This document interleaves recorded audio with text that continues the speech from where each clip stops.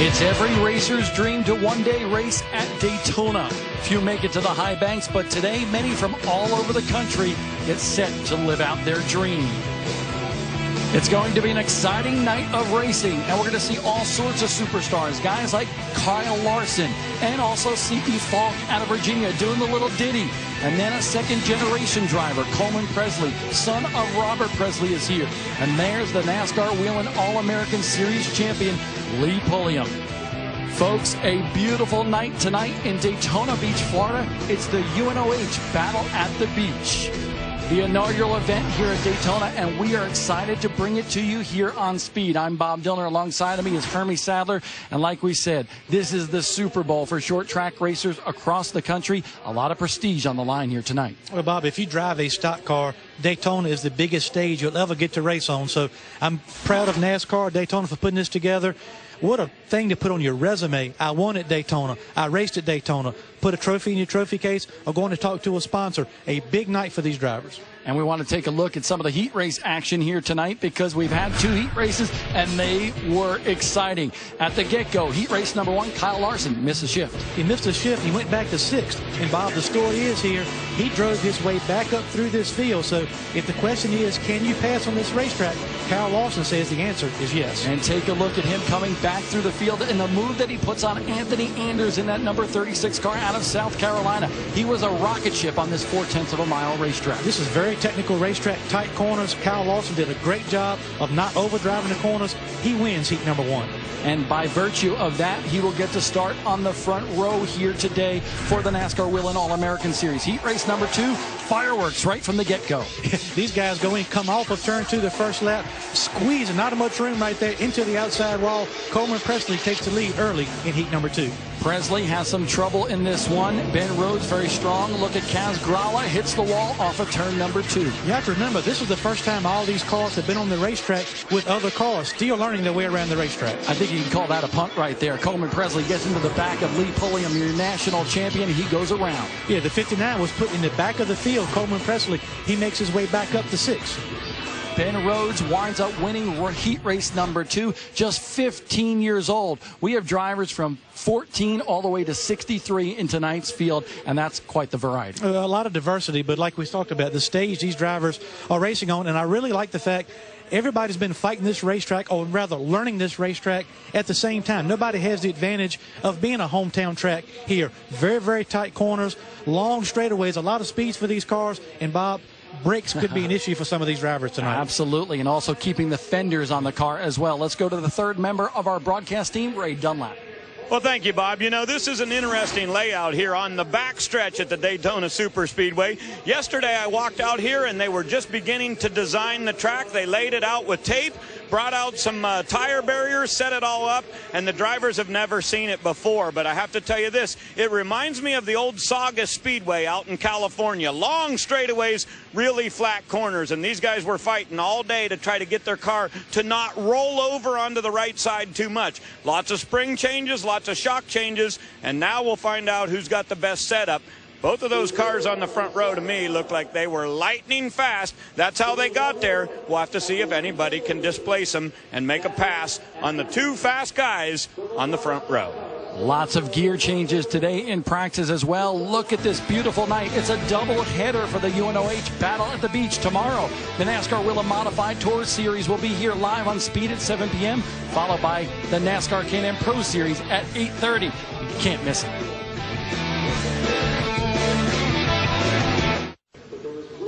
Friday, the world's toughest truckers hit the high banks with a can't-miss truck race of the year. I tell you what, you're not going to want to miss this. Strap in for 250 miles of wide-open racing.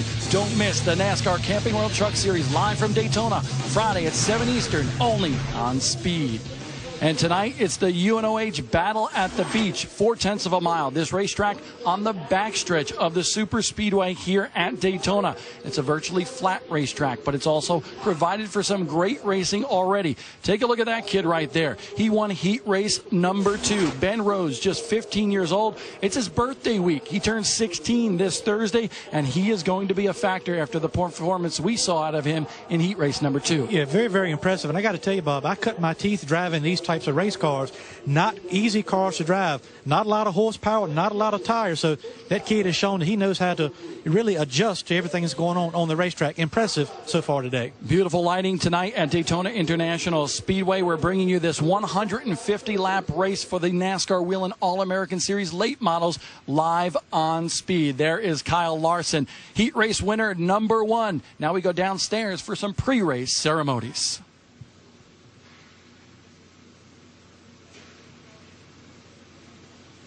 Ladies and gentlemen, please at this time ask you to rise and remove your hats.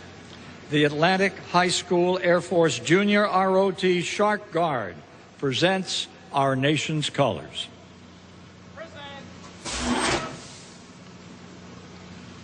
Please remain standing as Ronnie Barton from First Baptist Church of South Daytona delivers tonight's invocation. Let us pray. Our Father, we thank you for tonight. We thank you for the beautiful sunset to remind us who you are. And Lord, we thank you for this race, the Whelen All-American Series, the UNOH Battle at the Beach, a very first. And Lord, of course, we pray for the safety of all drivers. And we thank you for the spectators. For it's in your Son's name we pray. Amen. Here to perform our national anthem from Daytona Beach, Florida, Melissa Tenbrook. Oh, say, can you see by the dawn's early light what so proudly we hailed at the twilight's last gleaming, whose bright stripes and bright stars through the perilous fight, o'er the ramparts we watched were so gallantly streaming, and the rocket's red glare, bombs bursting in air, gave proof through the night that a flag was still there. Oh, say, does that star-spangled banner yet wave o'er the land of the free and the home of the brave?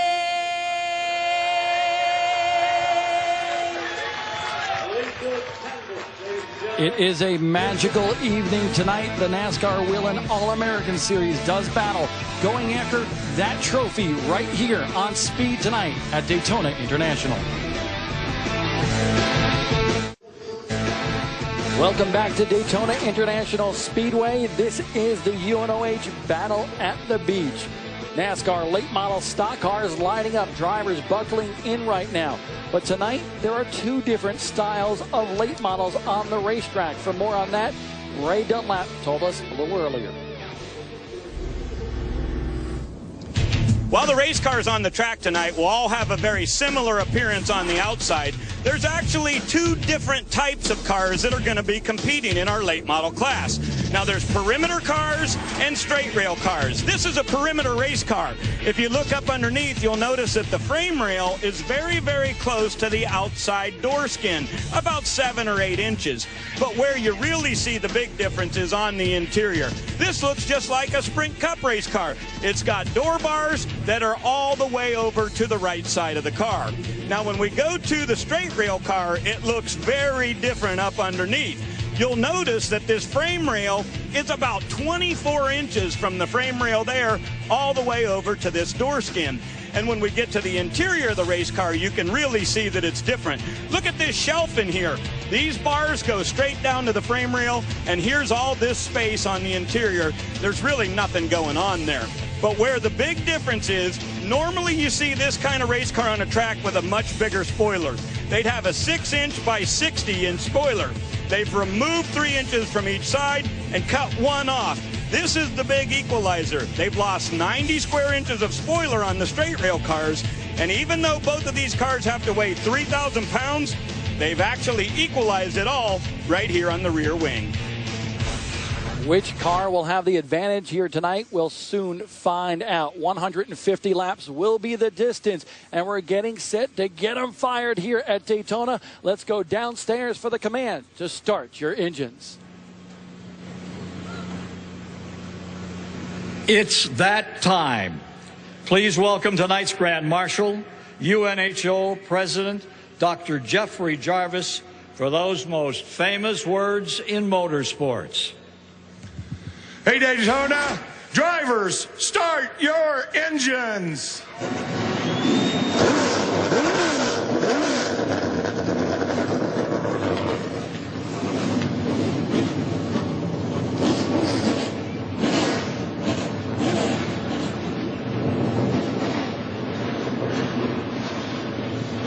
The sound of 400 plus horsepower firing up here at Daytona. We'll come back with the green flag of this 150 lap race in a second.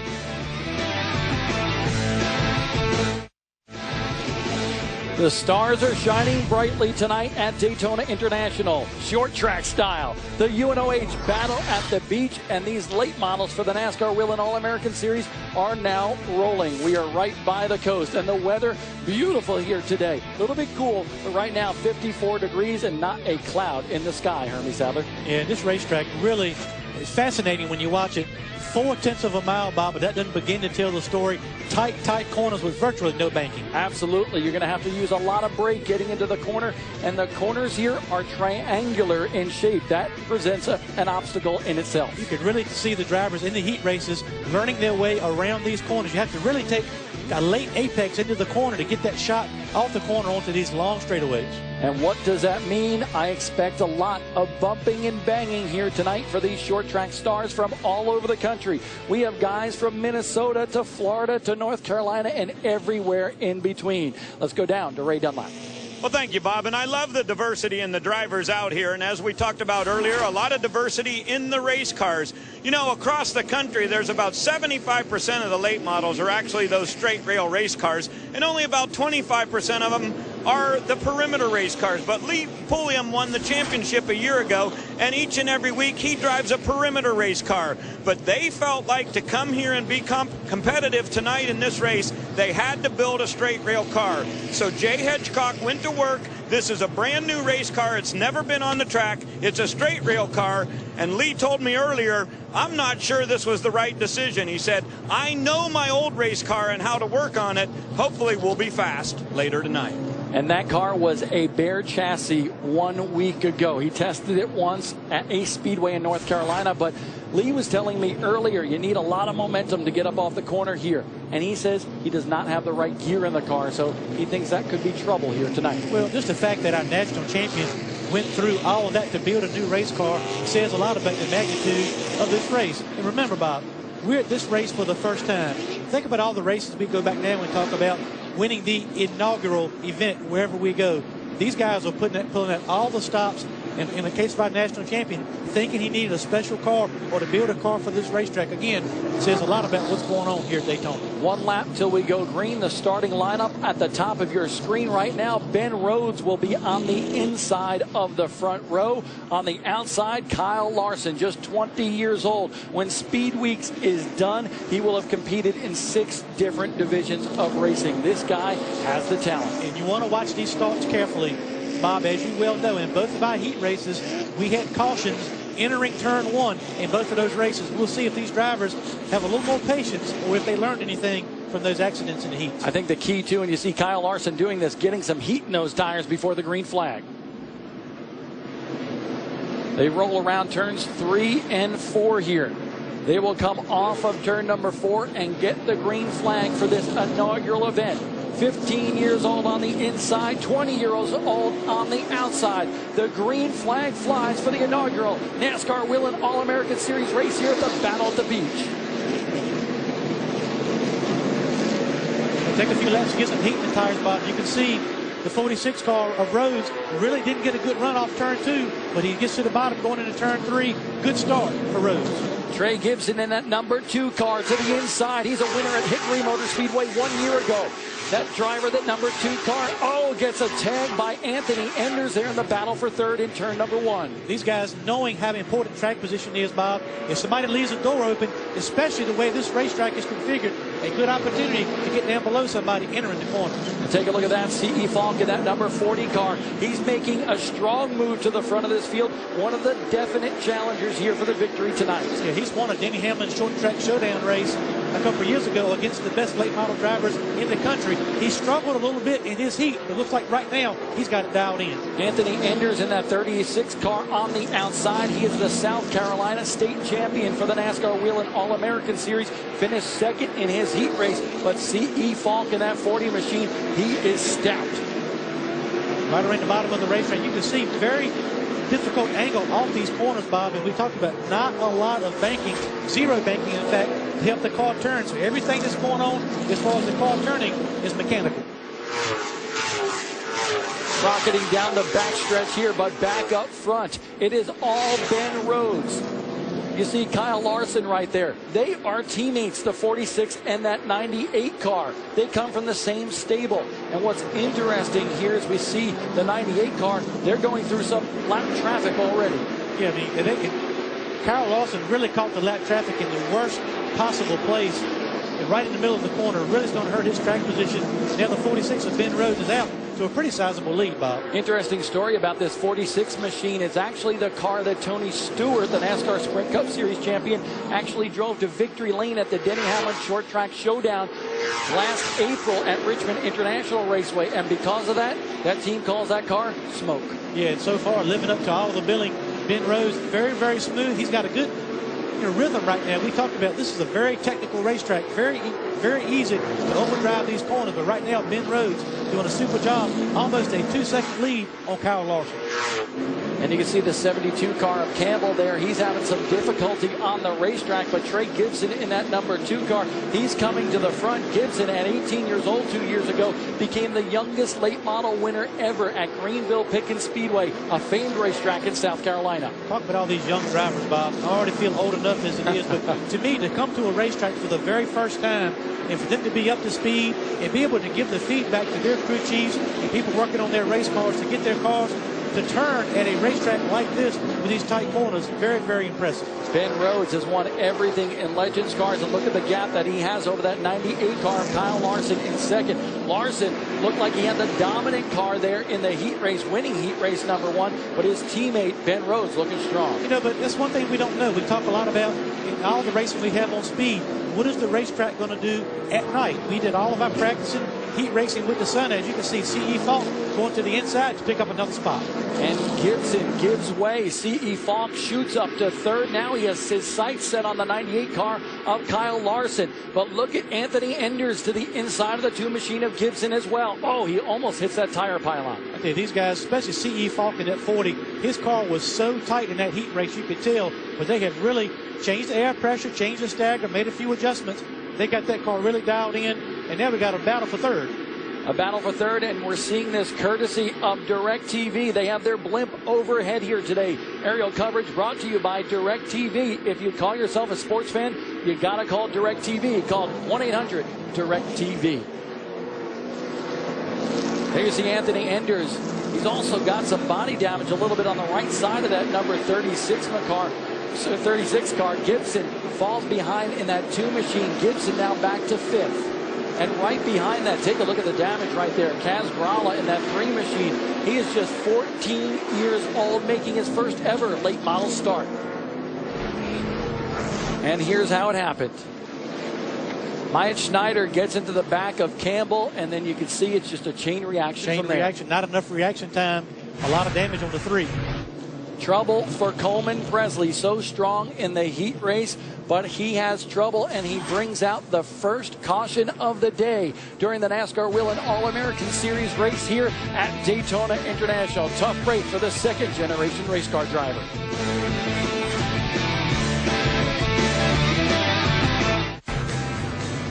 And trouble for Kaz Gralla. He had some major damage to the front end of that machine. He's come to the stop on the racetrack, just 14 years old.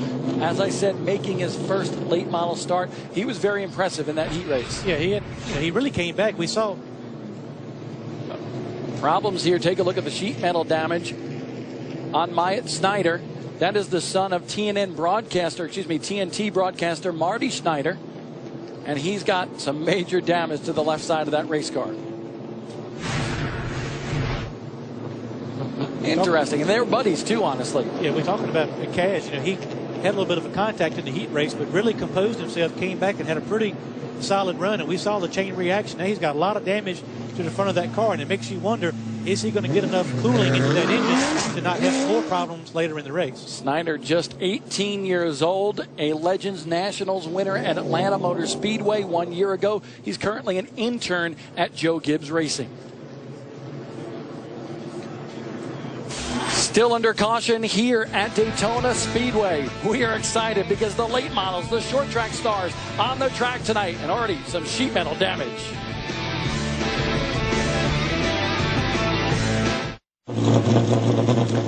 "19 laps into the 150-lap late model race at Daytona here tonight under the first caution of the night. Kaz Gralla in trouble there. Take a look at the front end of that machine and we'll show you how it happened. Here's from our DirecTV blimp shot. Take a look at the top of your screen. You can see two white cars, and Gralla just goes and runs over Myatt Snyder. Yeah, we talked about first whether or not this was another shot up. You can see it right here. Boom, going right in the middle of turn 3.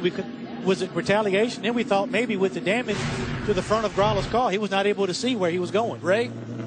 Hey guys, I'm down here in the pit area. They are trying to get the nose situated on this number 3 car, but the NASCAR officials told them it's got to be held on better than that or you have to remove it. They also do have some damage up underneath the screen that goes to the radiator. The guys are trying to get this thing duct taped and ready to go, get him back to the racetrack, but a good bit of damage on the front end of this race car. Now, Gralla and Snyder are buddies. They were hanging out in the pit area earlier on today, so I don't think that was actually retaliation. I believe because of all that damage to the 3 machine, Gralla could not see where he was going. Yeah, and the good thing about these race cars is that they're fairly easy to put together. The bad news is they come apart fairly easily as well. They're not really made for that kind of contact that we've seen here on the racetrack so far tonight. So as you can see, Snyder right there missing a whole left side, but at a racetrack like this, if all the suspension is in line, that probably won't hurt his performance. Fortunately, he's not on the 2.5-mile super speedway here at Daytona. Short track style here tonight on speed at Daytona. So a tough break for Myatt Snyder. He is going to the back of the pack, running 25th right now. And under caution, too, look at the 4 car right there. That's McKenna Bell. She's having some trouble. She's going to run the NASCAR K&N Pro Series East Division this year. And she's had difficulty here throughout the day today with that race car and getting it to handle around the racetrack. Well, that's, a lot of people have had trouble getting used to this racetrack. It's a whole combination it takes. We talked about the handling and, track bar and spring. A lot of these cars are coil over, spring cars. Then we got into what gear to run. I couldn't believe the disparity in the gear from one end of the garage to the other, because you consider how fast we're going to qualify. What was the race pace going to be? Just so many unknowns. This Speed Weeks, Bob, for the Sprint Cup Series, it's been so many storylines about what we don't know, and these guys and girls are really trying to figure out what's going on for the first time. A lot of guesswork going into these setups. And for all you Trey Gibson fans out there, we saw him running in the top 5 in the first 20 laps of this race while he stopped on the racetrack during this caution. He's off the racetrack right now, being scored in the 27th spot. We got to get an update also on Coleman Presley. We saw him lose power on the racetrack. He is 9 laps down. Looks like he's in a lot of trouble. Let's go back to Ray.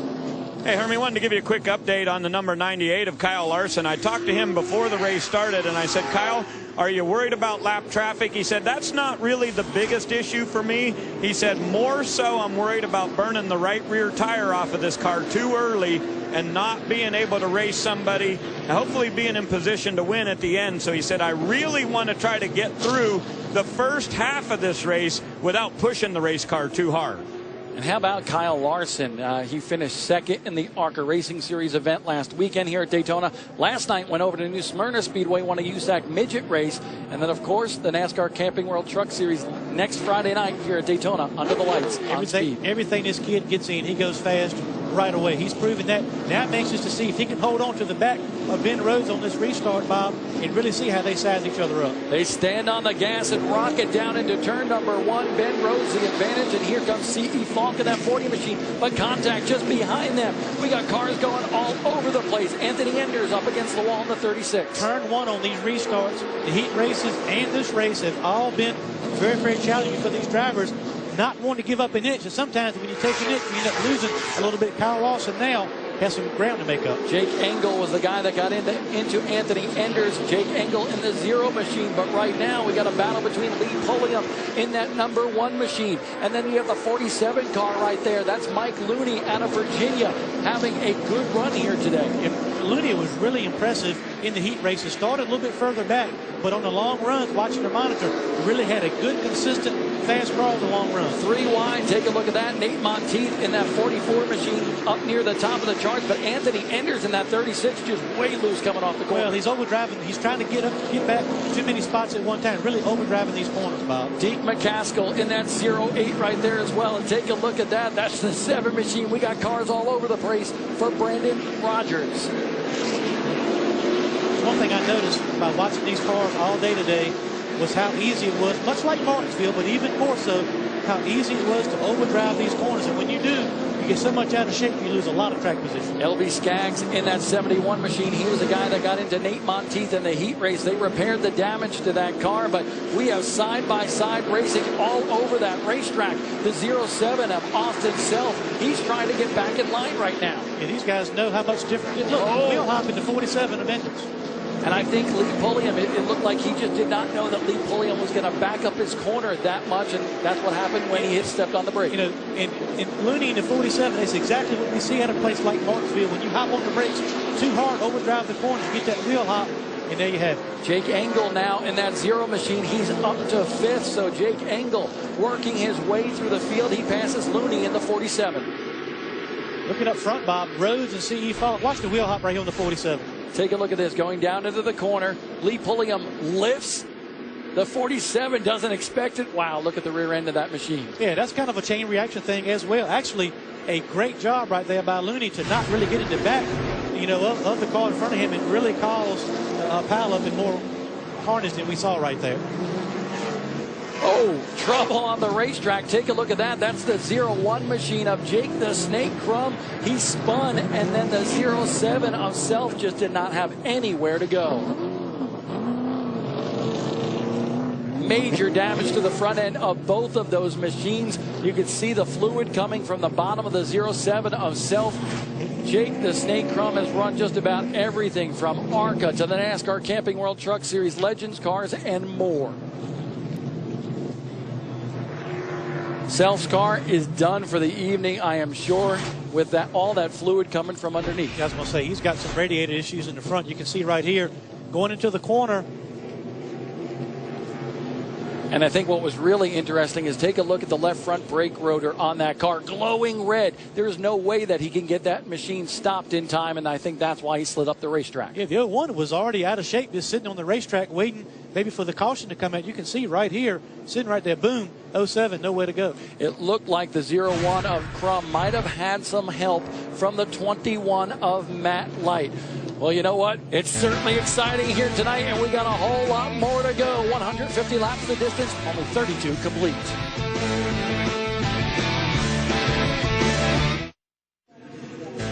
It's the UNOH Battle at the Beach, part of Speed Week's coverage on Speed. An aerial coverage brought to you tonight by DirecTV. If you call yourself a sports fan, you gotta get DirecTV. Call 1-800-DirecTV. That's the big 2.5-mile speedway, and on the backstretch, that's where we are tonight. A 0.4 mile racetrack constructed after Daytona 500 qualifying just 1 day ago. And we have the Nascar Whelen All-American Series tonight doing battle with their late model stock cars. We're under the second caution of the day, and this is the reason why. Take a look at this. Jake Crum in the 01 winds up spinning there in turn number 4, and then Self, the 07, has nowhere to go down the Ray Dunlop. Well, thank you, Bob. And the Bandit Chipper Chevrolet has severe damage to the right front of this race car. And Jake, you're out of the car, so I assume you guys are calling it quits? Yeah, I don't know what happened there. We drove off in turn one, and it felt like something broke. The car bottomed out and was spun out. You know, this track, it just takes so much to slow down here. Someone got into the right front of us. I guess it busted the radiator, so it looks like we're done for the day. It's just frustrating. You know, it seems like every time we have something going, you know, something bad happens. But you know, definitely I have to thank Bandit Chippers, you know, for coming on board with us again. You know, they've been a big help to my career. So a big shout out to them, and you know, Derek, Lathan, and all these guys that's worked hard. You know, they just got this car last week. So all these guys that's worked real hard to make it happen and get us here. This means a lot to me that, you know, they called me to come drive and when we had nothing else going for us. So big shout out to them and Bandit and everybody that's helped us. It's just frustrating that it had to end like this. All right, sorry about your bad luck. Jake Crum is done. And guys, just moments ago, they pushed the 59 to the garage area. It appears that Coleman Presley's car had a problem with the radiator, and they've gone to the garage. I believe that's another one we can cross off as finished for the night. And NASCAR Sprint Cup Series driver Joey Logano was spotting for Coleman Presley here tonight in this late model race. But we are a quarter of the way through this 150-lap race, the UNOH Battle at the Beach, and we're just getting started. You don't want to go anywhere. Plenty of action to come. Late models doing battle at the Beach, Daytona International Speedway. And whenever you come to Daytona, especially every February, you think of one man, Richard Petty, the 7-time Daytona 500 champion. And we got a sneak peek at the show that follows us here at Daytona tonight. Richard Petty, A Racer's Life. Richard Petty is a simple man with small-town roots who grew to become an American legend. One of the great masters of the sport. A legend in his own time. They don't perceive you being separated from them. The fame that came with the Petty name may have been a way of life, but that didn't mean it had to be the family's way of living. We tried to teach the kids we wasn't nothing special. If Mama said or Daddy said, come in here and do this, you just did it. I disciplined. My mom wore my butt out, but I never remember the king spanking me. But in every royal family, there are stories of heartbreak. When you take something away from somebody else, especially their life, it's got to affect you a whole lot. They keep thinking what if or what could have been or what might have been, and you just go crazy. But through it all, Richard Petty is held strong, and he keeps on racing. Richard Petty, without racing, we'd be reading about him in the paper that he passed away, because that's who he is. As long as I can go, I'll be there. Richard Petty, A Racer's Life, tonight after the Battle of the Beach here at Daytona. And let me tell you something. You know how this show started? It was actually at the Race Hub last year. Richard Petty came to visit, and he told Steve Burns, he said, you know what? Why don't you come up to Randleman sometime? Come up and we'll just tell some stories. So that's how this show began, and it's something certainly you don't want to miss, because I've seen portions of this show, and it tells stories that we've never heard before. And what a great family. I mean, we've all got a chance and the honor to be around King Richard Petty and you know, seeing him race, but more so in the last couple of years as a team owner, but more importantly as an ambassador to the sport. He's always signing autographs, talking to people out on the garage, up and down pit road. His son Kyle, we get to work with him here at Speed. I'm anxious to hear other sides of some of these stories other than the way Kyle Petty tells them. I'm not sure Kyle shoots straight all the time. By the way, I thought the modifieds were tomorrow night. Somebody's getting a head start. Yeah. Kaz Grala there missing the front sheet metal on that race car. No fenders, no nose piece, but he's still back out there digging hard. You got to appreciate the fact that Kaz and his team want to go out there and try to finish this race. And if things keep going the way they are, if you finish this race, you're in for a pretty good finish. His dad, Darius, a very good racer in his own right, a former champion in the Pro-Am Series in the Grand Am class. So a very good road racer, and Kaz has been coming up through the Legends car ranks. Won 15 out of 58 races he ran last year in Legends cars.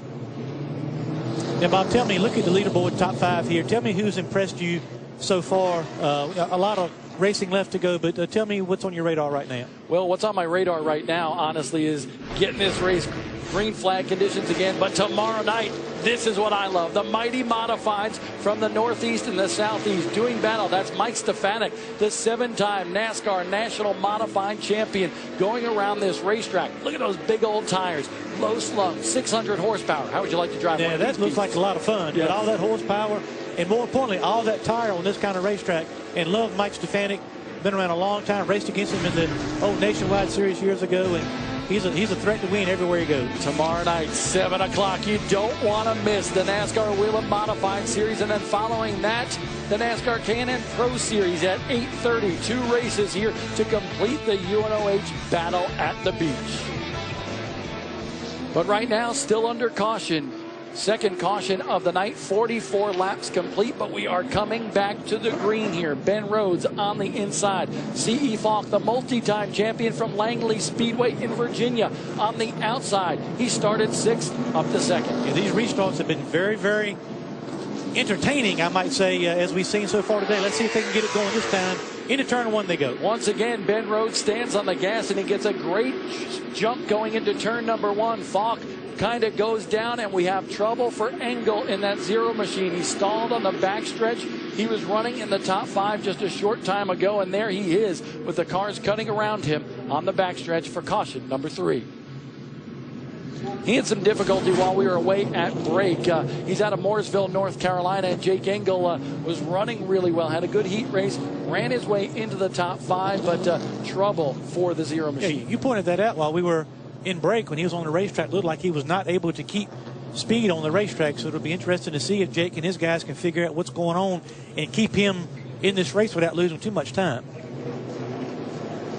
Ben Rhodes, C.E. Falk, Kyle Larson, Lee Pulliam, and Looney in the 47 car are your top 5 here. 46 laps into this one here, just about a third of the way through this race. Yeah, I mean, everybody in top 5 has been impressive, but Mike Looney is really, from what I saw in the heat race and what I've seen so far tonight, his car is very, very consistent. But I think what his car is going to like is long runs. We hadn't seen much of that yet, but if we get a 20, 25 lap run, it could be good for him.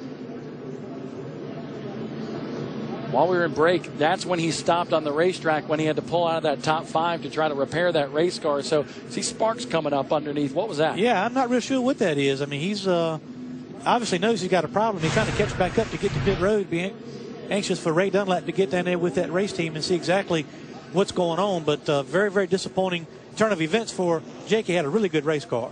Pulling onto pit road right now, and you see the Zero machine of Jake Engel. A tough break. You're running in the top 5, battling for the win at the most prestigious race of the year here at Daytona. He thought he had a shot at the win tonight. Yeah, I mean, he was running well enough to be in contention to do so. You see the crew, you can see they put tape down on top of the hood to try to keep the hood more secure even than with the hood beams. They're taking a look at it right now to see if they can see exactly what's going on. But it wasn't like a spark. It was almost like a little bit of a fire under there somewhere. So anxious to see what that is. 1 lap to green here. Ben Rhodes still lining up on the inside. C.E. Falk on the outside. Falk very smart after Ben Rhodes got that jump on the last restart, tucked in before Kyle Larson could go on the attack.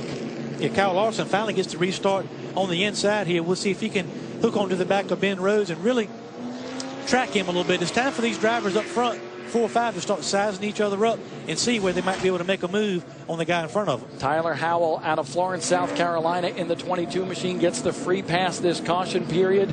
But here we go. Kyle Larson looking good. Maybe being patient at this point of the race. Lee Pulliam, your national champion, on the outside. Nate Monteith up to 6th right now. So that 44 on the march as the green flag flies once again.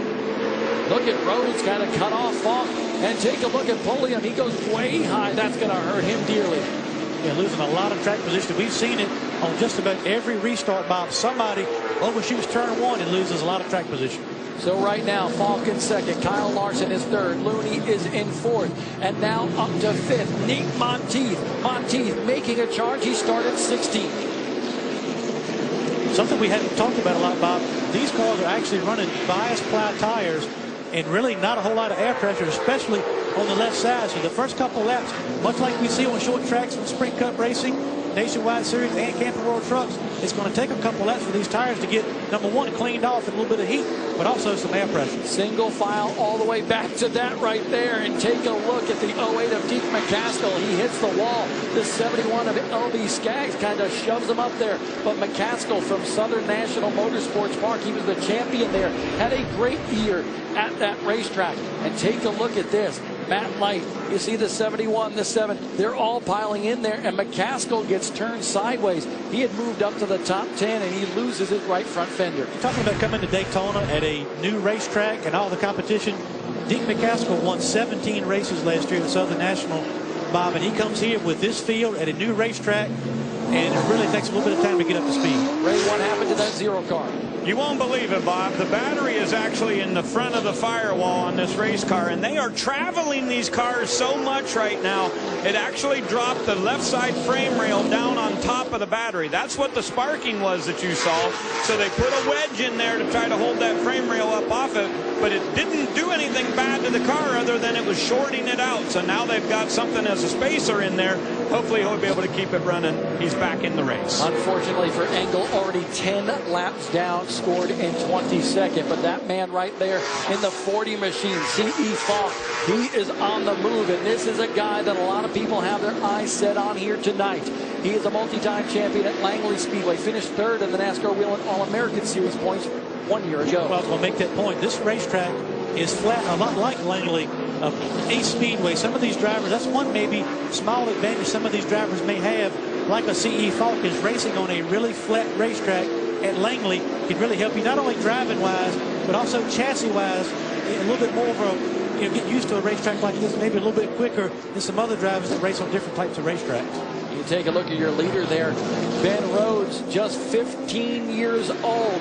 He is leading the field, but he is being hotly contested right now by C.E. Falk in the 40 machine. Kyle Larson taking it easy right there, looking to see what the top two guys are going to do as we encounter lap traffic here on this 4/10 mile oval. Yeah, now the question becomes, can C.E. Falk make Ben Rhodes make a mistake? That's what we saw in the heat races a lot today, was getting up close to somebody, putting enough pressure on them, eventually they make a little bit of a mistake. And Kyle Larson, Bob, is lurking right there in third. C.E. Falk, he's a veteran of the late model wars, already 25 years old, battling with the 15-year-old out here. Ben Rhodes turns 16 this Thursday. Not afraid to use the bumper as well. If you remember back to that Denny Hamlin short track showdown, actually put the bumper to Denny right there at Southside Speedway in the race he won to go to victory lane. So very, very aggressive. Not afraid to do what it takes to try to get a spot. And that's what he said after that race, too. I had to do what I had to do to get the job done. And he went to victory lane during the Denny Hamlin short track showdown at Southside Speedway. Right now, he's trying to catch the back bumper of the 46 machine of Ben Rhodes. But Rhodes holding strong right now. Rhodes, a graduate of the Legends Cars division around the Carolinas. Very strong. In 2011, I'll tell you what, he had 43 victories in those Legends cars. Very strong for Ben Rhodes. I really like the way the C.E. Falk is taking his entry into the corner. He's staying out a little bit longer, a little bit wider, a later entry into the corner, making that apex a little bit shorter. Right there, caution on the racetrack. Campbell in the 72 machine goes around there in turn number 2 to bring out the 4th caution of the day. And see, he has already moved back behind the 46 of Ben Rhodes. And you have to remember, this racetrack, Bob, does not have loops all the way around the racetrack. So they go back to the last completed lap at the start-finish line. Garrett Campbell was running in the 16th spot. He's a former winner of the big 400-lap late model stock car race at Myrtle Beach Speedway. Well, we've seen a lot of action already, and we are closing in on the halfway point in this race. You don't want to go anywhere. Just imagine what it's going to be like in the final 75. And tonight, we are under the lights here at Daytona for the UNOH Battle at the Beach. 64 laps complete, 150 is the distance here tonight for these late models that compete all around the country. Trouble for a lot of cars on the racetrack tonight. Ray, you have a report on another. Yeah, Bob, I don't know if they give an award for the longest distance traveled, but if they did, it'd probably go to Adam Royal in the number 89. They came all the way from Minnesota, and this kid's won a lot of races up there. This past season, he won 7 events. He races at Elko and also at Raceway Park, where he's got a couple of championships. But you see the hood has come off of that bright orange number 89, and they're going to push him to the garage area. He said the engine keeps shutting off, and he's afraid it's about to blow up, so he didn't want that to happen out on the racetrack. Adam Royal done for the night. A long ride home. 1,500-mile trip down here to Daytona from Minnesota, and a lot of people got behind this team and this driver to get him here because they had to raise some money to make the trip down here. So folks from Elko Speedway, Raceway Park up in Minnesota, they got together, raised a lot of money, had a benefit party, and that's what brought Adam Royal, the state champion for NASCAR in the state of Minnesota, down here at the Battle at the Beach. Well, Bob, I don't know what else says, you know, how much of the importance of the prestige of racing at Daytona than that story traveling all the way from Minnesota. And this, to put all these drivers from all these different places, you know, different rules on racetracks, and they bring them all together. And Lynn Carroll and his staff have done a great job with NASCAR to put all these teams on a level playing field, and they're running such close together as far as speeds. I hope this will be the first of something that over time will really grow into a huge, huge showcase for these drivers in this division. Great opportunity for these drivers to not only race at Daytona, but also race on a national TV audience. Think about a guy like Ben Rhodes, your leader right here. We're live at Daytona. He's leading the race, not only at Daytona, but live on Speed as well, with so many different people watching. We saw a lot of great people involved in NASCAR in the grandstands here tonight. Up-and-coming racers, crew chiefs like Todd Berrier in the Cup Garage here tonight watching this race and watching some of the superstars of our sport, the future ones, duke it out. Well, it's time for another restart, Bob. They've all so far tonight been very, very exciting. You've got Ben Rhodes, C.E. Falk, Kyle Larson. These guys, I'm anxious to see what Larson's going to do on this next restart. So far, he's been content to kind of fall in third and let those other two guys check it out. Well, Ben Rhodes has been dynamite on the start so far. Let's see how he does as the green flag flies once again. C.E. Falk stays even with him, and maybe a little advantage going into turn number 1. Mike Looney gets up a little bit high in the middle of turns 1 and 2. Now he's trying to protect his position back and forth. Here comes Nate Monteith. He started deeper in the field, and now he's marching his way to the front, but trouble on the racetrack. That's the 71 of L.B. Skaggs. He's been involved in a bunch of incidents. And look at this, the 1 car of your national champion for the NASCAR Whelen All-American Series. That's Lee Pulliam, also involved. Hey, this is typical short track racing. The further you are back in the field, the more chance you have to get involved in an issue. Track position is so very important. Lee Pulliam lost all his track position, gets caught up in another accident trying to make his way back to the front. Anthony Enders in that 36 machine, as well as the 21 of Matt Light, involved in this wreck for the 5th caution of the night. Let's see what happened. Well, just not a lot of room down there. You can see the 71 Skaggs gets into the side of the 36, and then they all start checking up. And we talked about it already before tonight, Bob. A chain reaction is all it takes.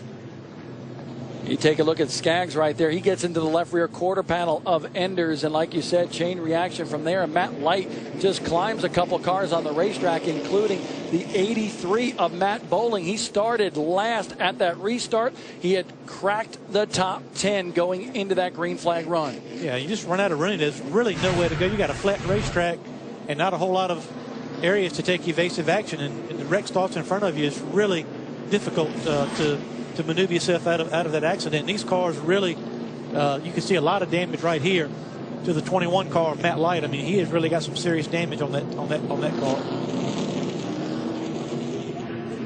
5 cautions already in this one. Let's take a look at another time at this accident in turn number 1. Skaggs just gets into Enders in that 36.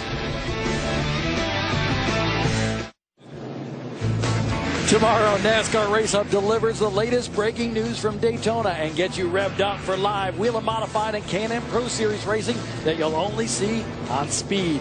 Get it started with the Hub tomorrow night, 6 Eastern, right here on Speed. Circling the racetrack under caution once again, but we've had a lot of action all around the racetrack. We want to take a look at what happened here during the UNOH Battle at the Beach to bring out this latest caution. Well, Bob, you got to watch. You look at the 71 car right here, the LB Skaggs. You can follow him going. This black car going into the corner. You can tell the yellow line that NASCAR put down here, that's supposed to be the bottom of the racetrack, but that's really only for, I guess that's a recommendation as to where the bottom of the racetrack would be. And he went obviously below that yellow line trying to get position on the inside of the racetrack. Now, places like Martinsville, you've got the curbing, and some other places have got some other things at the bottom of the racetrack to kind of dissuade the driver from really cutting the corner that short. So, being as we have what we have here, the yellow line, I think we obviously have not seen the last of the cautions, because it's very, very easy as a driver to see that little bit of an open spot and go for it. Do you like nuggets? And I'm not talking chicken nuggets. I love nuggets. You see those tire barriers right there? Counted them. You see all of them. The infield of this 0.4 of a mile racetrack. 81 tire barriers here tonight for safety reasons, of course, around this racetrack. Well, they need about 81 more all the way through the inside of these corners to keep these drivers from cutting the corner off. But again, as a driver, your job is to try to take advantage of anything you can. You see the driver in front of you leaving the door open, you want to go in there. But unfortunately, those chain reaction events can happen, and then we're getting ready to bout for another restart. You can see where your favorite drivers are running at the top of the screen right now. Drivers from Ohio, Minnesota, Virginia, North Carolina, all over the place. They stand on the gas. Green flag racing once again for the late models. And what a jump by C.E. Falk, but he dives into the corner, and that allows not only Ben Rhodes, but we got a spinner in turn number 4. The 22 car, that's Tyler Howell out of Florence, South Carolina. A lot of damage on the 22 car as well, Bob. We really having a hard time getting this race sorted out to get some long green flag runs. These restarts, guys jockeying for positions, having a hard time getting it going. Trouble, second time that Howell has been involved in something here tonight. He's had a tough day of it for sure. Let's take a look at what happened as they got bottlenecked going up to the restart. Oh, he and Lee Pulliam. Yeah, he gets into the left rear corner of Lee Pulliam in the one car and then jumps on the brakes to keep from spinning the one car out, spun himself out to cause some damage to the 22. Rhodes, C.E. Falk, Larson, Looney, and Monteith are your top 5, and it's impressive for Nate Monteith. Monteith started way back in the 16th slot. He had trouble during the heat race. He was one of the fastest cars all day long. And how about this? Nate Monteith said earlier on today, to get those fast speeds in practice, he was shifting, downshifting going into the corners, but he said he knew he wasn't going to be able to do that during the race. He's a 2-time defending champion out of Kingsport Speedway in Tennessee. Yeah, been very impressive with Nate so far tonight, up to the top 5 position. And the way it looks right now, Bob, looking at the scoring monitor, when these cars are a little bit spread out on the racetrack, any one of those top 7 or 8 cars, even all the way down to Matt Bowling, has the speed necessary right now to get up front and contend these top 2 or 3 guys. The problem is we need some green flag racing to be able to do that. Wow, take a look at the caution laps versus the laps run so far. We have 6 cautions for 40 laps, and we've only completed 78 out of the 150. We're not going to tell everybody what my guess was on the amount of cautions. 15. Oh, thank you. We were asking at a production meeting how many cautions we thought we were going to have, and I said 15. I hope I'm wrong, because I really want to see these guys get some green flag racing in it and be able to. But the reason this kind of racetrack kind of breeds that, and that's what these guys grow up on. That's what they like. But this short, flat racetrack like this really kind of breeds that type of racing. Garrett Campbell got the free pass on the last restart. This time by it's the 0 of Engel, who had all sorts of trouble earlier on, and he pitted to make those repairs on that racetrack. He was running the top 5 before that trouble. Ben Rhodes, he attributes some of his flat track success to Legends cars at places like Atlanta and Charlotte Motor Speedway, and he's showing it tonight. But take a look at this. C.E. Falk trying to run him down on the racetrack a little bit. Well, C.E. overshot turn 1 on that last restart. You know, keep a little bit of pressure door to door on that 46 of Ben Rhodes on this restart. Great camera work tonight by our speed crew. Let's see what happens. Falk goes high once again. Rhodes, but look at Falk battle on the outside. He learned something that last restart of how to get a better run off of turn 2. These guys are battling door to door. Kyle Lawson lurking in third. C.E. Falk, 25 years old, out of Virginia Beach, Virginia, and we have another accident on the racetrack in turn number 3. A car against that tire barrier. The 28 car. Tyler Aldy from right here in Orlando, Florida, not too far away. And LB Skaggs has damage to his left front fender. Skaggs involved in a couple of incidents in the heat race today, and then again in this 150-lap race. And he's got some sheet metal dragging underneath the body of that race car, underneath that left front tire. It's like maybe a sway bar arm or something dragging underneath that race car as well, Bob. A lot of damage on the 71.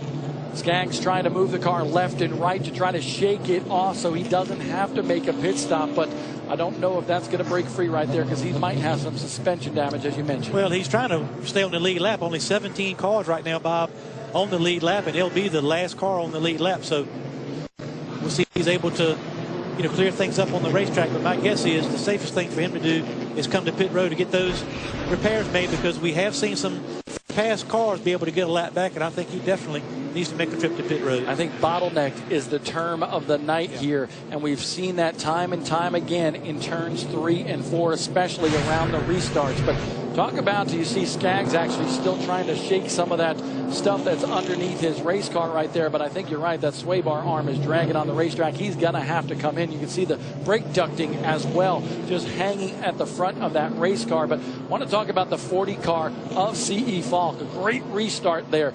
And Falk is competing this year for the NASCAR Whelen All-American Series Championship. And he told us earlier he's not going to have an off weekend once you get to March all the way through September. A lot more to go, and a lot of people, a lot of jockeying all over the place. Falk going for the lead on Ben Rhodes.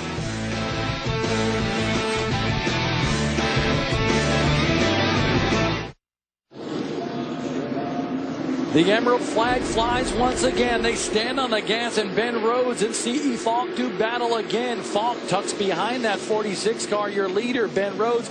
Here comes Kyle Larson. He's trying to look to the inside, but falls back just a little bit. You see, he Falk did a nice job on that restart. You got to give Kyle Larson some credit, too. We talked about how experienced he is or how mature he is for his age, but he gave CE a little bit of a break right there. Got on the brakes a little bit. Now CE. Challenge for the lead. Look at this. A little bumper tag right there between the 40 of Falk and the 46 of Rhodes, and gives CE Falk the lead. You can tell in these last couple restarts, CE Falk was determined to try to make a move to get the lead in the first couple laps after a restart. Maybe he saw, Bob, that his car was a little bit better on the first 2 or 3 laps after a restart. Trouble. 46. Trouble in turn 4. Go figure right there. The 8 of Myatt Snyder goes around, but we keep on racing. Snyder gets back up to speed. He's had a tough time of it. He had an incident earlier, battled back to almost the top 10, and another incident for the son of TNT broadcaster Marty Snyder. And trouble on the racetrack as well. That's the 15 car of Trey Hutchins. Trey Hutchins, the son of Bobby Hutchins, who has worked in the Cup Garage for so long. Yeah, it's really great to see all these familiar names, second and third generation drivers. But look right here, same thing, well below the yellow line right there, the 0 of Enders. He got in there, and you cutting that corner off trying to make ground up. Look at this, just dive bombs to the bottom of the racetrack, nowhere to go.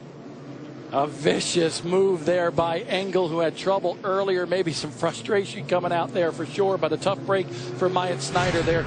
He was one of the guys that we expected to challenge here today. Only his 5th start in a late model. Yeah, but Jake Engel, that's what I'm talking about. This racetrack really breeds that kind of stuff, because there's nothing to dissuade the driver when you want to from really dive bombing down to the bottom of the corner. So very aggressive move by Jake Engel right there, and certainly that caused some other drivers a lot of problems. An impressive run for that car right there. Banged up, battered, and bruised is Matt Bowling in that 83 machine. Up to 8th. He started shotgun on this field, and look at the day it's been for the driver of that 83 car. Heat race number 1, turn number 1. He gets run over by Anthony Enders there. He goes around, did not make it back out on the racetrack. Had a lot of damage to the left rear of that race car, but that crew went to work. You could see it again. Enders in that 36 just hopping up on top of the 83 car. Well, they made repairs to that car, and now he is up to 7th on the racetrack. An impressive run for the young kid in that Hedgecock car. He's got a veteran crew chief with him as well. Fred Wonke used to be in the NASCAR, in the Busch Series. Actually, crew chiefed me for a couple races in the Sprint Cup Series, and I saw Fred in the garage early today and just had a big smile on his face. Really likes the potential he sees in Matt Bowling, and those guys were not really happy with their race car during the course of the day today, but as further we've been on tonight, as the track has changed and drivers will start taking care of themselves. He's got himself right now in the top 10. Jake Engel, his night goes from bad to worse. He had the incident earlier while running in the top 5. He was just posted by NASCAR to go to the rear of the field for aggressive driving, and now he's got a left front flat tire. Yeah, he's going to have to get to pit road and get tires changed. Still looks like his car's in relatively good shape, Bob, other than needing to come in and get some tires on it. Posted for aggressive driving, the number 0 of Engel, and I'll tell you what, he's had a tough night, down to 20th spot. Right lap. You know, Bob, earlier we were talking about the differences in these race cars, some of them perimeter chassis, others with the straight rail. Well, there's also something else that I was watching throughout the garage area. A lot of these cars have traditional spring buckets and also a shock that's separate, but some of them run what's called a coilover shock. And when I went to look at Trey Hutchins' race car, that number 15, it had coilovers on it. I wasn't quite sure why, and I went to Bobby Hutchins, Trey's dad, and I said, why do you have coilover shocks on this race car instead of traditional springs like you're used to racing in all the other divisions? He said, I went to the late model race at Martinsville Speedway, and I looked at the top 5 cars, how they finished, and every one of them had coilovers, so I figured there must be something good for that. So for the first time, they're running coilovers on the 15. And you can see the 0 of Engel. They're going to change that left front tire. Hutchins in the 15. Like we said, his dad, Bobby, has been around for a long time with a lot of race teams, including Richard Childress Racing. Yeah, just to expand a little bit more on what Ray is talking about, a conventional spring car, obviously the spring sits in the bucket on the race car and the shock is mounted separately. With a coil-over car, the actual spring goes on the outside of the shock. It's all really one unit, and most of them late model stock cars are coilovers these days, and with the experience you have with them, coilover cars can be faster, but they're more temperamental, you may say, and really respond a lot quicker to adjustments than maybe a big spring car would. And we see most of these super late models around the country, those straight rail cars that Ray Dunlap talked about, with those coilovers around the country at events like the Snowball Derby and more. But talking about Hutchins right there, we were talking about his dad. Well, his dad's a driver in his own right. He's won some races at Bowman Gray Stadium. I'll tell you what, you talk about a tough racetrack. Flat, quarter mile around a football field in Winston-Salem, North Carolina. And that was really one of the things that was so fun today, being in the garage, was seeing Bobby Hutchins working on the 15. We saw Robert Presley, working on son Coleman's car, and so many names that, families involved in NASCAR, and they keep coming back, and it's always, the next generation or the son or the grandson or the uncle or whatever the case may be. Glad to see these families stay involved in NASCAR. You think tonight is exciting? Tomorrow night, double the fun here, because we got the Mod Squad, the NASCAR Whelen Modified Series at 7 p.m. with the boys from the south and the north. Those big old wide tires and 600 horsepower, followed by the K&N Pro Series. Oh, man, trouble for Engel there. Ray Dunlap. Engel heading back out, but I'll tell you what, the 47 car in the garage here, Mike Looney, they've pulled the axle out of the left side, taking a look at it. He said it was definitely not getting power to the rear end, so they're trying to diagnose that. I've looked at the splines on the axle. Didn't appear that was the problem, but these guys in the pit area, bad news for Mike Looney and the number 47. Mike Looney out of Newcastle, Virginia. Trouble for that 47 machine, and he's been running very well here today, so I'm sure a big disappointment.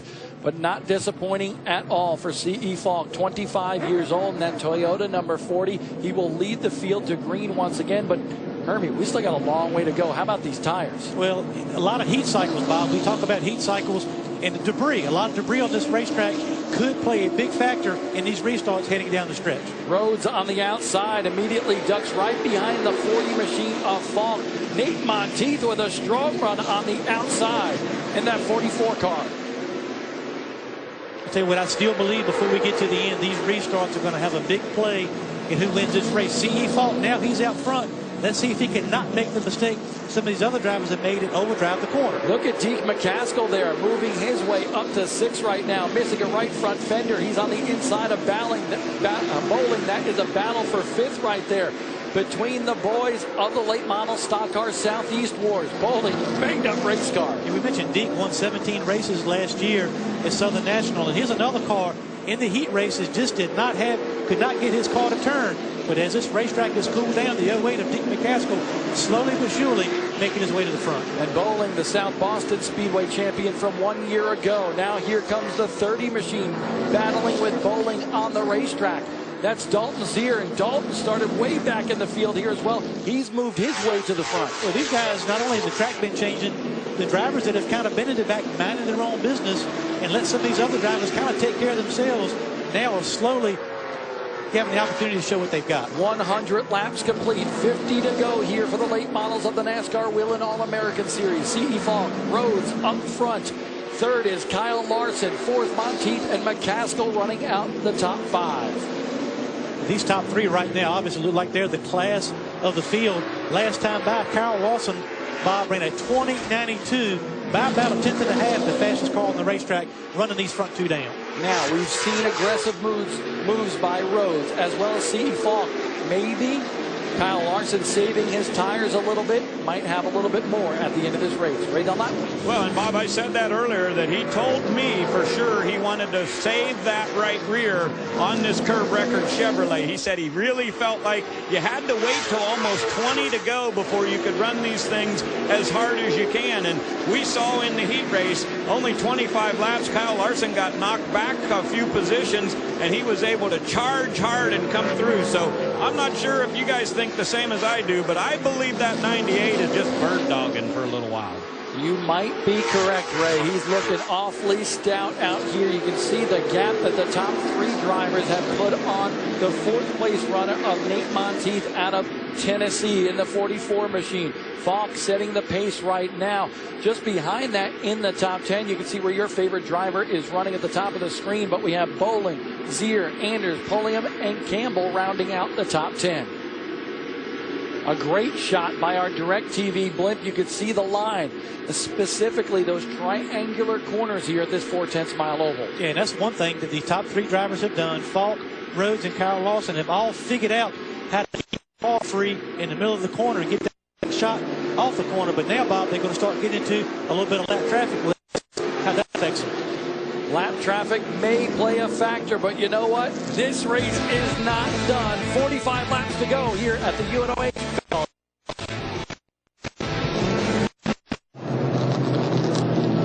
Trouble for Nate Monteith running 4th. He brings out the 9th caution of the day, and he certainly has a bunch of trouble underneath the hood. Take a look at the fluid coming out from underneath that 44 machine. Monteith from Kingsport Speedway in Tennessee.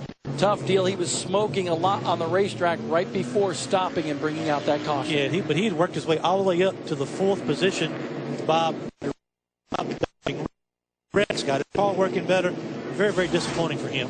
9 laps, that green flag run. He gives a wave to the crowd. The longest green flag stretch in this race so far, 13 laps. So trouble for Monteith. He'll go home very disappointed after contending for the win here.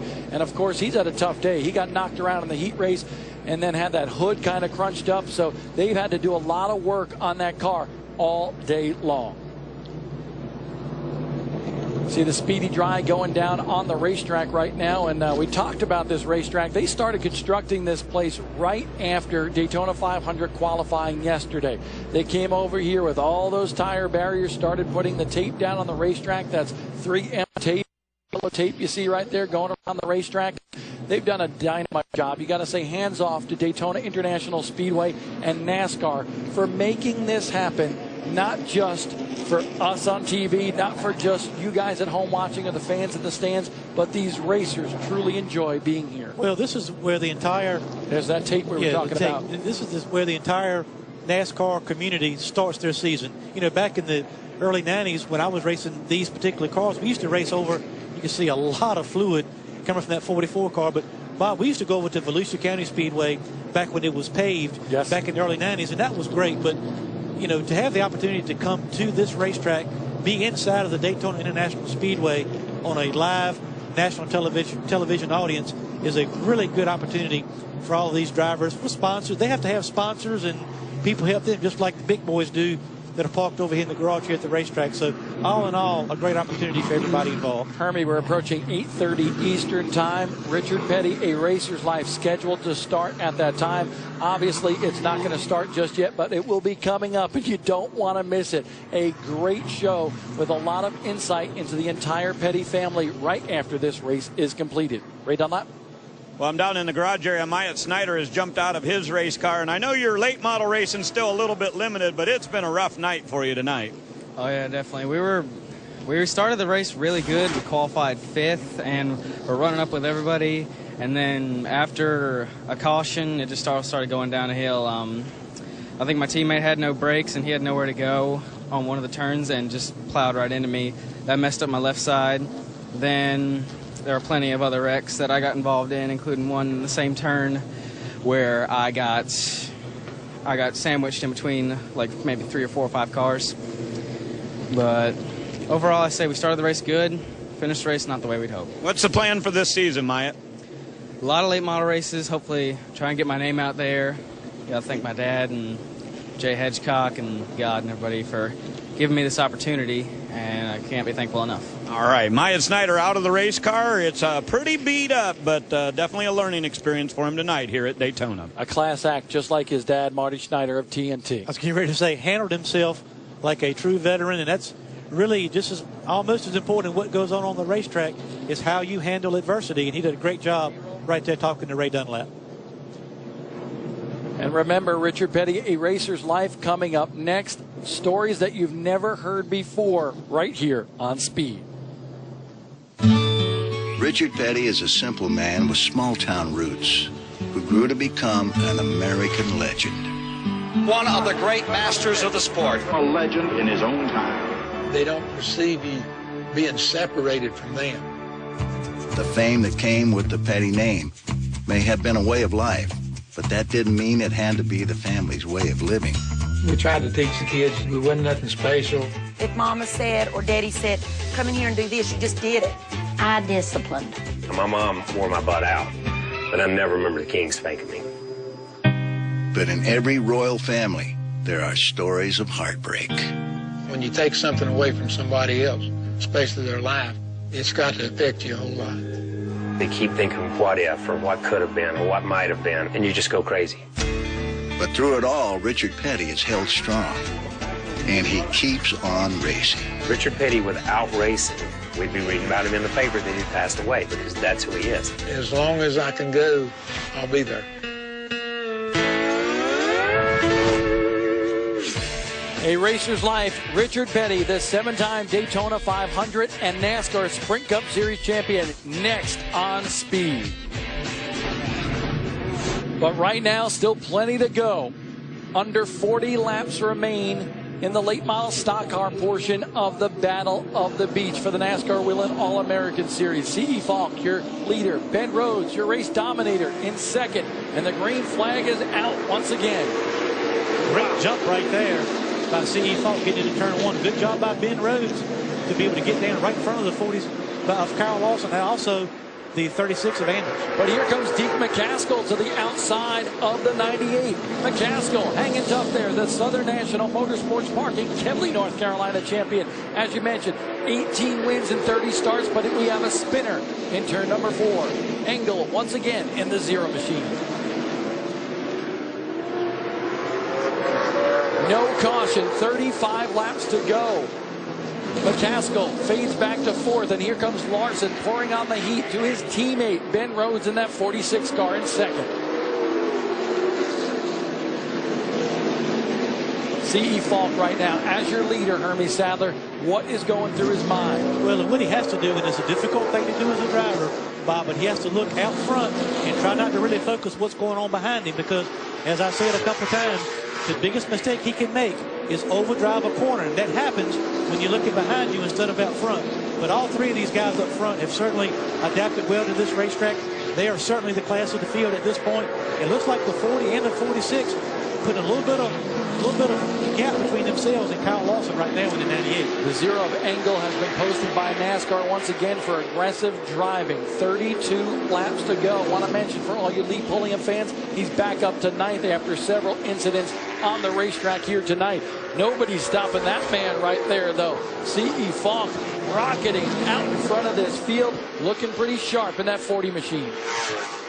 Well, again, if we go back to the changing racetrack as we've seen tonight, you can see the zero car right there of Engel. He's being held by NASCAR. But going back to the 40 of C.E. Falk, I watched his heat race today, and he did not have a winning car, Bob. I mean, he was, fourth, fifth place car in his own heat. But right now, tonight, under the lights at Daytona, he is in position and certainly has got his car working exactly like he wants it. Now the next question is, if we can run some green flag laps, who's got it from here to the end if we get some green flag racing under our belt? And opening up a little bit of an advantage over second place right now, about 3, 4, 5 car lengths over Ben Rhodes and Kyle Larson. There's the 81 car, Rusty Skews. Skews running in 13th right now out of Virginia, and he's the oldest driver in the field, 63 years young. Talked to him, a great guy today, really looking forward to running Daytona. He didn't get his start in racing until he was 46, so he said, right now I'm just peaking. Well, he's out there having a good time, holding his own and living the dream, so I'm happy for him to be out there, and looks like he's here comes Larson. Trouble contact between the teammates. Second and third on the racetrack. That's the 46 of Rhodes, and now some major damage to the front end of the 98 car of Larson. Well, with just over 25 laps to go, Bob, so it's time for the 98 of Larson to go if he's got anything, but a lot of damage right now on the 98. That could mess up a lot of different things. You see the brake rotor glowing orange on the right front of Larson's car. He had to jam on the brakes to try to not get into more of an incident with his teammate Rhodes, just 15 years old. Here's a look. Well, 46 car, that's the line that Ben Rhodes has been running pretty much all night. And Kyle Larson just really, we've talked about that yellow line, just dove in there right to the bottom of the racetrack. You take that chance. But 46 car, there's not enough room on this racetrack. So a lot of damage, as you can see, to the 98. The 46 looks like by his lap time, not too bad a shape. And I don't think we've mentioned Kyle Larson, the only driver doing triple duty here during the UNOH Battle at the Beach. He's running the late models tonight, the modifieds tomorrow, and the K&N Pro Series as well. He's the East champion from 1 year ago. But I tell you what, I think he's a little hot under the collar right now. He has not given up. Still digging in this 98. Front end, no front end. He is still putting a lot of pressure on the 46 of Ben Rhodes. He wants another shot at him as well as C.E. Falk. It's go time. Under 25 laps to go here at Daytona. He's on the inside of Ben Rhodes. They head down the backstretch here into turn number 3. I believe you're going to say Kyle Larson is now your second place runner, but Rhodes is not done. Well, he did the old over and under like we used to see at Darlington back with Dale Earnhardt, who, by the way, 12-year anniversary of his passing. A lot of people have been talking about him on Twitter today. Look at his great racing. Another cross under by the 98 of Larson. The problem is C.E. Falk is slowly inching away as these guys race each other. This is NASCAR short track racing at its best right here under the lights at Daytona. The Super Bowl for these late model stock cars here at Daytona this year with the inaugural Battle at the Beach. Rhodes trying to get back to the back bumper of Kyle Larson, but Kyle Larson has one thing in mind right now, going after that 40 car C.E. Falk, your leader. Yeah, look at the brake rotors on this 98 of Kyle Larson. We can get a shot going into the corner. Not only his front brakes, but the rear brake rotors on this car also glowing cherry red. Will they last 20 more laps, Bob? He's got all 4 tires, all 4 rotors on that car, glowing red, the left rear as well. Richard Petty, A Racer's Life, coming up next, but you're not going to want to go away. We're going to come back with the conclusion of this race next on Speed.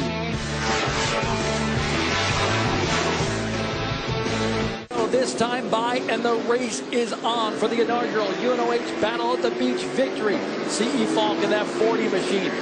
He's being caught by the 98 red and white car there of Kyle Larson, and Kyle Larson is catching him quick. Slowly but surely, but this race could come down to lap traffic, Bob. You can see race leader's got a little bit of traffic right here. Another car well in front as well, but a lap car while we went break really helped Kyle Larson close that gap. He needs to get close enough just to put a little bit of pressure on C.E. to get him to try to make that mistake. Kyle Larson looking for 2 wins in a row in 2 consecutive nights. He won a USAC midget race last night at New Smyrna Speedway, just down the road from the big track here at Daytona. And he is catching up 0.2 of a second faster than your leader. C.E. Falk trying to win another big race. His father, Eddie Falk, raced here back in the 80s in the NASCAR Nationwide Series on the big track here at Daytona. So his family's got a little bit of history here as well. And Hermie, I want you to take a look at C.E. Falk's car right now. The rotor glowing on the right front of that machine, but if you look at the diction of that wheel, it looks like that car is getting just a little bit tight. It's hard to turn in the corner. Yeah, he's got a lot of wheel input. You can see it right there. A little bit of, what happens when you put too much wheel in it, Bob? You can see the 40. He loses a little bit of forward by coming off the corner because he's got the wheel turned a little bit much. And Kyle Larson is right now digging. He's on a hunt for the 40 car. They just put Garrett Campbell down a lap in that 72 machine. Campbell running in the 10th spot right now. Larson catching the 40 machine. 11 to go. We're going to have a dash for the cash here. $15,000 on the line for the winner of this race. And look at the ground that the 98 of Larson is closing. Well, you can see the closer he gets to CE Falk, the more pressure he puts on him. And you know, right now, CE is really driving that 40 car hard. And the question is, will he make a mistake? And Larson does not have much of a bumper to put a bumper to the 40 machine, but he may not need it to the inside of the 40. Can't pull off the move this lap. 10 to go.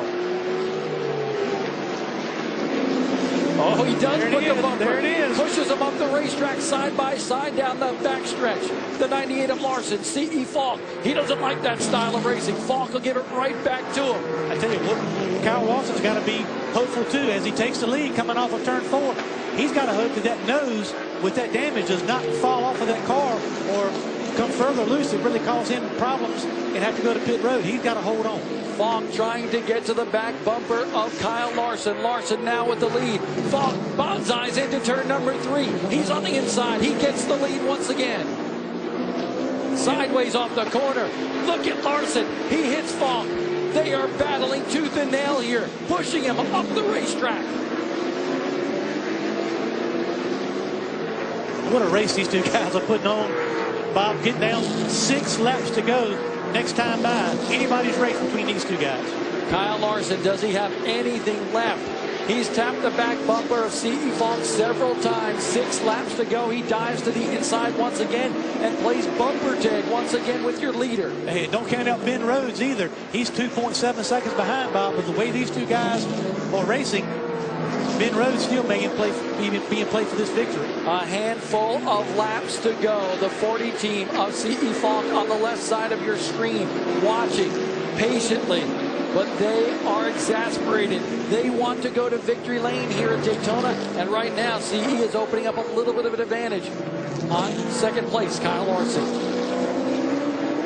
Sliding it off the corner, Hermie Sadler. He's given it all he's got, but he's got some lap traffic to contend with. I tell you, both of these guys are just letting it all hang out right now. We got 2 lap cars right in front of these guys. Will they get out of the way? What kind of play will they have at the end of this race? Larson again put pressure on the back of the 40 of C.E. Falk. And NASCAR has radioed to those 2 drivers to try to move them out of the way and let the leaders of this race duke it out for the victory. 3 to go, and take a look at those brake rotors are glowing. This time by, it'll be popsicle sticks in the air. 2 laps to go. Larson sliding that car off the corner. Does he have anything left for C.E. Falk? Both of these drivers in a controlled slide right now. The tires are worn out. The brakes are worn out. The drivers maybe mentally get worn out, but these young guys, they're on the top of the wheel getting the job done. What a great short track race here at Daytona. Hermie, 1 lap to go. Can Kyle Larson do it? The white flag in the air. A lap car just ahead. That's Gibson in the number 2 machine. Larson trying to pull to his back bumper. But here they go. Crucial times into turn number 3. Falk trying to be steady. He puts the bumper. Larson to Falk. They rocket down the straightaway. He spits him out. Larson wins at Daytona. Wow. Oh my.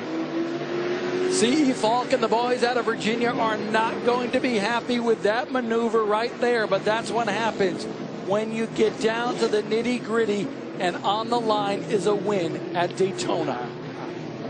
Boy, I don't like it. I got to say, I don't like it. He put the bumper to him, got him loose. CE brought it back, and he put the bumper to him again. They'll say it's short track racing, but I don't like it. Wow. Incredible. Kyle Larson, Ben Rhodes, C.E. Falk, Anders, and McCaskill are your top 5. Don't know if this one is over yet. C.E. Falk on the racetrack still circling, and so is Kyle Larson. Actually, there he is. He's actually unstrapping right now, and I'm sure not too happy. Let's take a look at what happened. Well, they're coming off here, turns 3 and 4. The 98 really gets into the back of the 40, then That's gets the him problem. again coming off the corner. The first one I was okay with. The one coming off the corner and spinning the guy out on the straightaway, for me. Watch this. C. Falk not too happy. A wave of disgust gets spun out, coming to the checkered flag. Oh my. Richard Petty, A Racer's Life, up next.